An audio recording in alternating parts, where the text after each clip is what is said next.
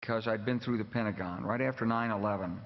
About 10 days after 9/11, I went through the Pentagon and I saw Secretary Rumsfeld and Deputy Secretary Wolfowitz. I went downstairs just to say hello to some of the people on the Joint Staff who had used to work for me, and one of the generals called me in. He said, "Sir, you got to come in. You got to come in and talk to me a second." I said, "Well, you're too busy." He said, "No."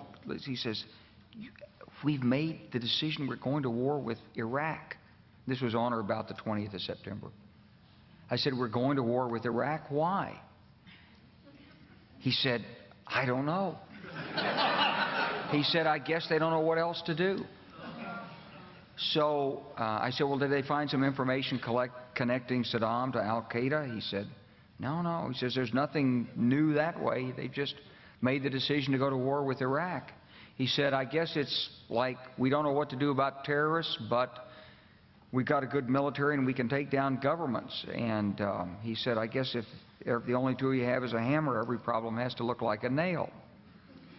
So I came back to see him a few weeks later, and by that time we were bombing in Afghanistan. I said, "Are we still going to war with Iraq?" And he said, "Oh, it's worse than that." He said, he reached over on his desk, he picked up a piece of paper, and he said, I just got this down from upstairs," meaning the Secretary of Defense's office today, and he said, "This is a memo that describes how we're going to take out 7 countries in 5 years, starting with Iraq and then Syria, Lebanon, Libya, Somalia, Sudan, and finishing off Iran." I said, "Is it classified?" He said, "Yes, sir." I said, "Well, don't show it to me."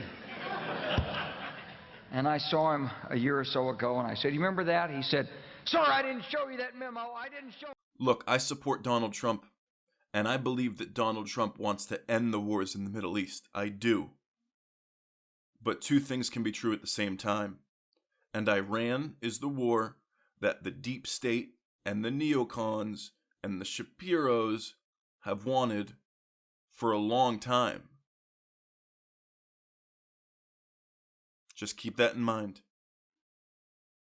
This is The World According to Tony. I'm Tony. Thanks for listening.